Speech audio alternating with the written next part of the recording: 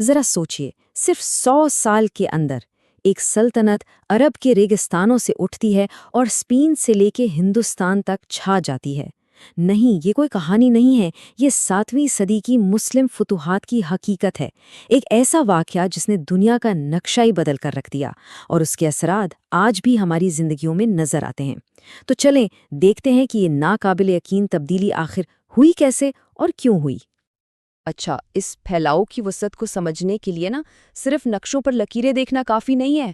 ہمیں یہ سمجھنا ہوگا کہ یہ ایک ایسی زبردست لہر تھی جس نے صدیوں پرانی سلطنتوں اور تہذیبوں کو بالکل اپنی لپیٹ میں لے لیا تھا۔ یہ ٹائم لائن دیکھیں، یہ اس ناقابل یقین سفر کی کہانی سناتی ہے۔ بات شروع ہوئی 622 عیسوی میں مدینہ میں ایک چھوٹی سی ریاست سے، اور صرف 10 سال بعد 632 تک پورا جزیرہ نما عرب ایک ہو چکا تھا۔ پھر خلافت راشدہ کے بعد 661 میں امیوی خلافت کا دور آیا، اور آپ یقین کریں 750 تک، یعنی صرف ایک صدی کے اندر یہ سلطنت اسپین سے ہندوستان کی سرحدوں تک جا پہنچی تھی۔ اسی لیے تو مورخین اسے بالکل ٹھیک کہتے ہیں، ایک انسانی سونامی۔ بھائی، ایسی رفتار اور ایسا پیمانہ تاریخ میں کم ہی دیکھنے کو ملتا ہے۔ اب اس پیمانے کا اندازہ لگانے کے لیے تاریخ دان اکثر سکندر اعظم جیسے بڑے ناموں کا ذکر کرتے ہیں، لیکن جیسا کہ جیمز بوچن نے کہا، یہاں ایک بہت بڑا فرق تھا۔ سکندر کی سلطنت تو اس کے مرنے کے بعد ہی بکھر گئی، لیکن ان فتوحات نے ایک ایسی تہذیب کی بنیاد رکھی جس کے اثرات آج تک قائم ہیں۔ یہ بات بہت اہم ہے۔ تو پھر سب سے بڑا سوال یہی اٹھتا ہے نا کہ آخر یہ ہوا کیسے؟ ایک ایسی طاقت جو ابھی ابھی دنیا کے نقشے پر ابھری تھی، اس نے اس وقت کی 2 سپر پاورز کو کیسے پچھاڑ دیا اور تاریخ کی سب سے بڑی سلطنتوں میں سے ایک بنا ڈالی؟ چلیں اس راز سے پردہ اٹھاتے ہیں۔ دیکھیں، اس کامیابی کی وجہ صرف تلوار کا زور نہیں تھا، یہ اصل میں ایک پرفیکٹ سٹارم تھا، مطلب مختلف حالات اور واقعات کا ایک ایسا ملاپ جس نے اس ناقابل یقین پھیلاؤ کے لیے جیسے راستہ ہی بنا دیا تھا۔ یہاں صورتحال کا فرق دیکھیں کتنا واضح ہے۔ ایک طرف تھیں دنیا کی 2 سپر پاورز، بائزنطینی اور ساسانی سلطنتیں۔ یہ دونوں آپس میں دہائیوں تک لڑ کر اور پھر تعاون کی وباؤں سے بالکل تھک چکی تھیں۔ ان کی فوجیں کمزور، خزانے خالی۔ اور دوسری طرف کون تھے؟ عرب، جو اسلام کے پرچم تلے پہلی بار ایک طاقت بن کر ابھرے تھے، اور ان کی ساری فوجی توانائی اب ایک نئے مقصد کے لیے تیار کھڑی تھی، یعنی توازن پوری طرح بدل چکا تھا۔ تو پھر کامیابی کا فارمولا کیا تھا؟ یہ کئی چیزوں کا ایک مکسچر تھا۔ ایک تو طاقت کا خلا، جو 2 بڑی سلطنتوں کی کمزوری سے بنا، پھر ایک نیا اور متحد کرنے والا نظریہ۔ اسٹریٹجک ٹائمنگ تو کمال کی تھی، اور ہاں، کچھ علاقوں میں تو مقامی لوگ بھی اپنی پرانی حکومتوں سے اتنے ناخوش تھے کہ انہوں نے آنے والوں کا ساتھ دیا۔ ان سب چیزوں نے مل کر وہ ماحول بنا دیا جس میں یہ پھیلاؤ ممکن ہو سکا۔ اچھا، تو ہم نے کیوں کی بات تو کر لی، اب آتے ہیں کیسے پر، یعنی میدان جنگ میں آخر ایسا کیا ہوا جس نے ان عظیم سلطنتوں کو گھٹنوں کے بل لا کھڑا کیا؟ سب سے پہلا بڑا محاذ تھا شام کا، اور یہاں 636 میں یرموک کی جنگ نے سب کچھ طے کر دیا۔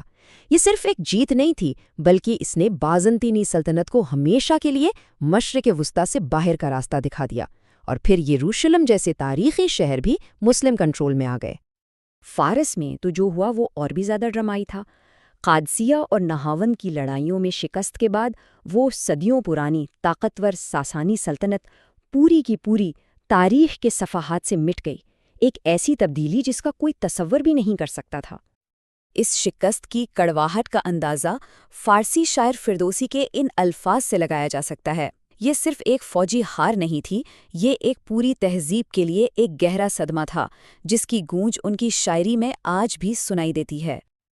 دیکھیں، فتح حاصل کرنا ایک بات ہے، لیکن اتنے بڑے اور الگ الگ طرح کے علاقوں پر حکومت کرنا یہ بالکل دوسری کہانی ہے۔ تو اب دیکھتے ہیں کہ فاتحین نے میدان جنگ سے آگے بڑھ کر ایک مستحکم سلطنت کی بنیاد آخر رکھی کیسے؟ اب اتنی بڑی سلطنت کو چلانے کے لیے ایک عملی پالیسی کی ضرورت تھی۔ جزیہ اسی کا ایک بہت اہم حصہ تھا۔ سیدھے لفظوں میں یہ ایک ٹیکس تھا جو غیر مسلم آبادی پر لاگو ہوتا تھا، اور اس کے بدلے میں ریاست کیا دیتی تھی؟ انہیں تحفظ، مذہبی آزادی اور انہیں فوج میں بھی شامل نہیں ہونا پڑتا تھا۔ یہ ایک ایسا نظام تھا جس نے ایک کثیر المذہب سلطنت میں استحکام لانے میں بڑی مدد کی۔ ان کی حکومت کرنے کی حکمت عملی حیران کن حد تک عملی تھی۔ انہوں نے آتے ہی سب کچھ توڑ پھوڑ نہیں دیا، بلکہ مقامی انتظامی ڈھانچوں کو ویسے ہی چلنے دیا۔ عیسائیوں اور یہودیوں کو ان کے مذہب پر عمل کرنے کی پوری آزادی دی، اور فوج کو نئے چھاؤنی والے شہروں میں الگ رکھا تاکہ عام زندگی میں کوئی خلل نہ پڑے۔ یہی وہ پالیسیاں تھیں جنہوں نے اس وسیع سلطنت کو جوڑ کر رکھا۔ تو یوں ایک نئی تہذیب کی تعمیر کا عمل قدم بقدم آگے بڑھا۔ یہ فوجی چھاؤنیوں کے قیام سے شروع ہوا، پھر مقامی اشرافیہ کو حکومت کا حصہ بنایا گیا، اور پھر وقت کے ساتھ ساتھ مختلف ثقافتوں کے آپس میں گھلنے ملنے سے ایک نئی مشترکہ عرب اسلامی شناخت نے جنم لیا۔ اچھا، تو اب ذرا ایک قدم پیچھے ہٹتے ہیں اور اس تاریخی دور کی طویل مدتی اہمیت اور اس کے انمٹ اثرات پر بات کرتے ہیں جو آج تک باقی ہے۔ 13 ملین مربع کلومیٹر۔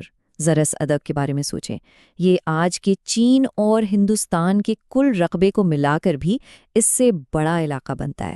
یہ وہ وسیع سلطنت تھی جو صرف ایک صدی میں قائم ہوئی، اور یہ دنیا کی اب تک کی سب سے بڑی سلطنتوں میں سے ایک تھی۔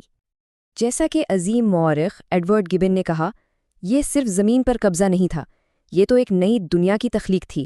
سمرقند سے لے کر اسپین تک قرآن کی زبان اور قوانین نے ایک مشترکہ ثقافتی اور علمی دنیا بنا دی، جس نے ان تمام مختلف علاقوں کو ایک دھاگے میں پرو دیا۔ اور یہیں پر ہم اپنے آخری سوال پر آتے ہیں۔ 1400 سال پہلے کی وہ ایک صدی کی فتوحات آج بھی ہماری دنیا کو کیسے شکل دے رہی ہیں؟ مشرق وسطیٰ کے نقشے سے لے کر دنیا بھر کی ثقافتوں اور مذاہب تک اس دور کی میراث ہمارے چاروں طرف ہر جگہ موجود ہے۔